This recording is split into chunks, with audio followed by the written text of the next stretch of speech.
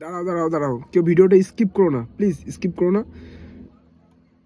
তা সবার শাশুড়ির কাছে আমার একটাই অভিযোগ, এই যে আজ জামাই ষষ্ঠী, তো আমাদের মতন যে সমস্ত ছেলেরা আছে যারা সিঙ্গেল, এমনকি যারা রিলেশনেও আছে, তো তাদের আজকে সত্যি খুব একটা খারাপ দিন, ঠিক আছে। আর সব থেকে বড়ো কথা হচ্ছে আমরা যারা রিলেশন করি, ঠিক আছে, তো আমাদের তো অ্যাটলিস্ট বলা উচিত।